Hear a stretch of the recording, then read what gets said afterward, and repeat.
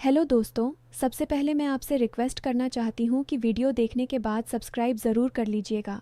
मैं इन वीडियोस को बनाने में बहुत मेहनत करती हूँ और इसी से मैं अपना खर्चा चलाती हूँ। जो भी सब्सक्राइब करेगा, मैं दुआ करती हूँ कि उसकी ज़िंदगी बहुत अच्छी, अमीर और खुशहाल हो। प्लीज़ प्लीज़ सब्सक्राइब कर लीजिएगा। नमस्ते दोस्तों, आप सभी का स्वागत है मेरी जीवन कहानी में। मैं सुमन हूँ और आज मैं आपको अपने जीवन का एक ऐसा अध्याय सुनाने जा रही हूँ जिसे आज तक किसी और से कभी नहीं बांटा। दोस्तों, मेरी कहानी है अकेलेपन की, लालच की और सबसे बड़ी बात, परिवार की इज्जत और भरोसे की। मैं उत्तर प्रदेश के एक छोटे से कस्बे में पली बढ़ी।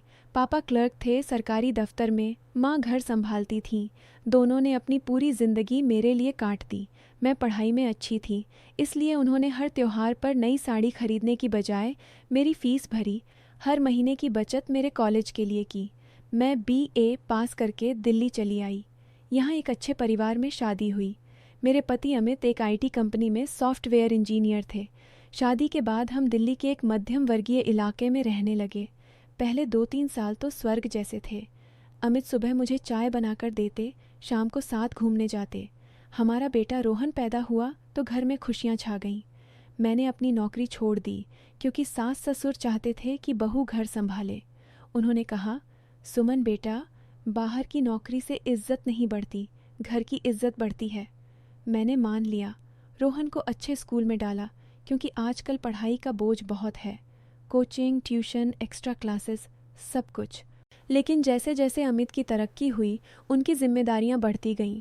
प्रोजेक्ट्स, डेडलाइंस, क्लाइंट मीटिंग्स, कभी बेंगलोर, कभी मुंबई, कभी विदेश। सुबह 7 बजे निकल जाते, रात 11-12 बजे लौटते। कभी कभी तो पूरे हफ्ते बाहर रहते। मैं अकेली रह जाती। सुबह रोहन को स्कूल भेजती, फिर दिन भर खालीपन। टीवी देखती, लेकिन मन नहीं लगता। पड़ोस की महिलाएं आपस में बातें करती, लेकिन मैं उनसे दिल की बात नहीं कर पाती। सास ससुर फ़ोन करते तो बस पूछते, घर ठीक है, रोहन पढ़ रहा है, अमित का ख्याल रखना। मैं हाँ कह देती, लेकिन अंदर से चीखना चाहती। मेरे माँ बाप ने इतनी मेहनत की थी कि मैं कुछ कर सकूं, लेकिन अब लगता था कि मैं बस एक मशीन बन गई हूँ। खाना बनाऊं, कपड़े धोऊं, रोहन की कॉपी चेक करूं। कभी कभी रात को रोहन सो जाता तो मैं छत पर खड़ी आकाश देखती और सोचती, क्या यही है मेरी ज़िंदगी। अमित से कहती भी तो वे थके हुए मुस्कुराते। सुमन, थोड़ा सब्र करो, कुछ साल और फिर सब ठीक हो जाएगा। लेकिन साल बीतते गए, कुछ नहीं बदला। फिर एक दिन सब बदलने लगा। हमारी पुरानी नौकरानी लक्ष्मी आंटी बीमार हो गईं। फ़ोन करके बोली, मेम साहब, मेरे भतीजे करण को भेज रही हूँ। 20-22 साल का है, पढ़ाई कर रहा है, लेकिन घर का काम भी संभाल लेगा। मैंने हाँ कर दी। अगली सुबह दरवाजे की घंटी बजी। सामने एक साधारण सा लड़का खड़ा था, करण। सफ़ेद शर्ट, हल्की दाढ़ी, आंखों में एक अलग सी चमक। नमस्ते मैडम, मैं करण हूँ। करण ने काम शुरू किया। फर्श पोछा, बर्तन साफ किए, बालकनी के पौधों को पानी दिया, रोहन की मैथ्स की प्रॉब्लम सॉल्व कर दी। लक्ष्मी आंटी से कहीं ज़्यादा तेज़ और ईमानदार। मैं चाय बनाकर देती, वह शर्माते हुए पीता। धीरे धीरे बातें बढ़ीं।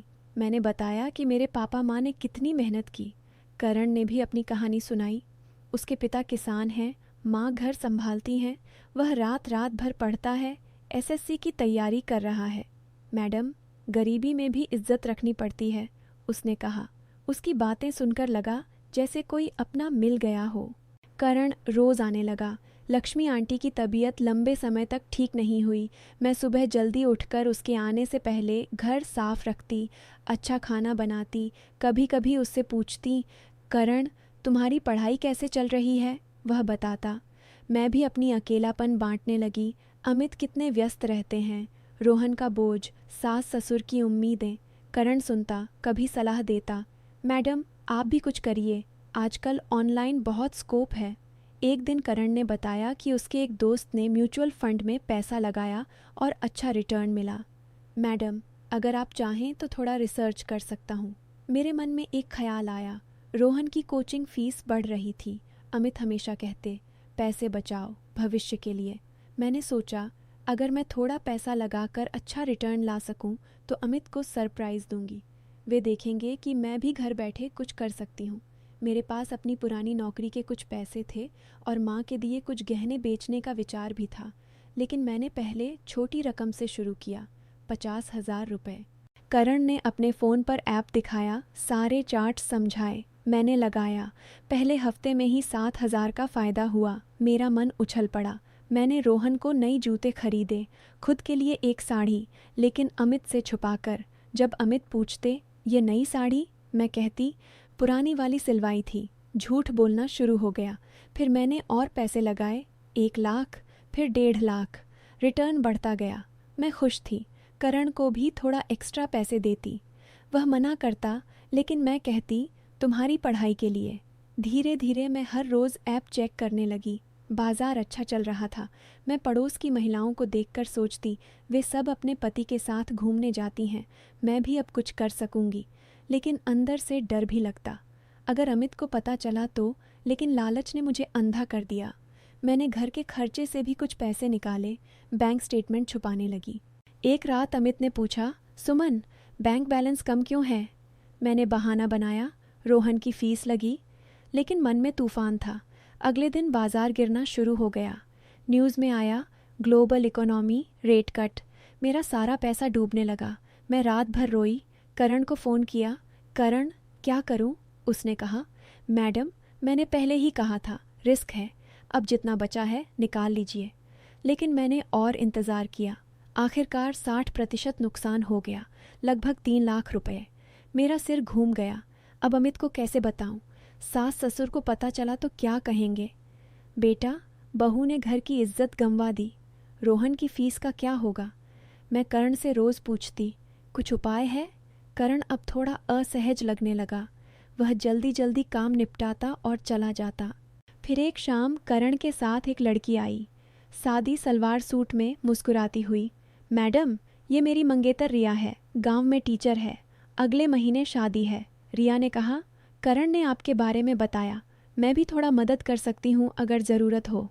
दोनों एक दूसरे को देखकर मुस्कुराए। करण ने बताया, मैडम मैं अब ज़्यादा समय नहीं दे पाऊँगा, एग्ज़ाम नज़दीक हैं और रिया के साथ घर के लिए सामान खरीदना है। हम गरीब हैं, लेकिन सपने बड़े हैं।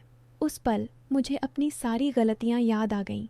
मैंने एक ईमानदार, मेहनती लड़के का समय और भरोसा इस्तेमाल किया था, उसकी पढ़ाई में बाधा डाली, उसकी आने वाली शादी के समय उसे अपनी परेशानियों में घसीटा। मैंने घर की इज्जत दांव पर लगा दी थी, सिर्फ अपने अकेलेपन और लालच के कारण। आंसू निकल आए। मैंने करण से कहा, करण मुझे माफ़ कर दो, मैंने तुम्हें गलत तरीके से इस्तेमाल किया। करण ने मुस्कुराकर कहा, मैडम इंसान गलती करता है, लेकिन अब अमित सर को सब बता दीजिए, छुपाने से समस्या बढ़ेगी। उस रात अमित थके हुए आए। रोहन सो चुका था। मैंने डिनर के बाद हिम्मत जुटाई, अमित मुझे तुमसे कुछ कहना है। मैं रोते रोते सारी बात बताई। अकेलापन, माँ बाप की मेहनत याद आना, लालच, गुप्त निवेश, नुकसान, झूठ। अमित चुपचाप सुनते रहे।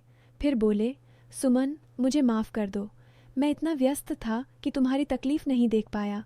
तुम अकेली पड़ गई, लेकिन पैसा डूब गया तो क्या? हम साथ मिलकर निकालेंगे। घर बेचने की ज़रूरत नहीं, मैं कुछ प्रोजेक्ट्स कम करूँगा, ज़्यादा समय घर पर रहूँगा। अगले दिन हमने बैंक में बात की, कुछ पुराने प्लान्स निकाले, बजट बनाया। अमित ने छुट्टी ली। हम तीनों एक हफ्ते के लिए मेरे माँ बाप के पास गए। मैंने माँ को सब बताया। माँ ने मुझे गले लगाया, बेटा इज्जत पैसों से नहीं, ईमानदारी से बचती है। करण की शादी हो गई। वह एग्ज़ाम में सफल हुआ, सरकारी नौकरी लग गई। कभी कभी वह रोहन को पढ़ाने आता है। रिया मेरी अच्छी दोस्त बन गई। हम अब एक दूसरे से खुलकर बात करते हैं। अमित वीकेंड पर परिवार के साथ घूमने जाते हैं। मैंने घर बैठे ऑनलाइन ट्यूशन शुरू कर दिया। बच्चों को हिंदी और अंग्रेज़ी पढ़ाती हूँ। अब पैसा नहीं बल्कि संतोष मिलता है। दोस्तों, आज जब मैं पीछे मुड़कर देखती हूँ तो शर्म से सिर झुक जाता है।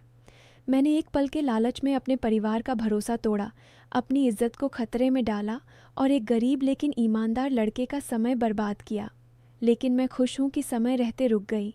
जीवन का सबसे बड़ा सबक यही है कि अकेलापन हो या पैसों की तंगी, कभी झूठ और छुपाव मत करो। पति या पत्नी से दिल की बात खुलकर कहो। माँ बाप की मेहनत को याद रखो, परिवार की इज्जत को ऊपर रखो। लालच कभी सच्ची खुशी नहीं देता। वफादारी, ईमानदारी और खुली बातचीत ही रिश्तों को मजबूत बनाती है। अगर आप भी कभी अकेले महसूस करें तो अपने घर वाले से बात कीजिए। किसी गलत रास्ते पर मत जाइए, क्योंकि गलत कदम कभी सही मंजिल नहीं ले जाता। तो दोस्तों, यह थी मेरी कहानी, एक गुप्त लालच की कहानी जिसने मुझे जीवन का सबसे बड़ा पाठ सिखाया। उम्मीद है आपको पसंद आई होगी। अगर आई तो लाइक कीजिए, शेयर कीजिए और कमेंट में बताइए कि आपको क्या लगा। ऐसी ही सच्ची कहानियाँ सुनने के लिए चैनल को सब्सक्राइब करना न भूलें और बेल आइकन दबाएं। धन्यवाद। जय हिंद।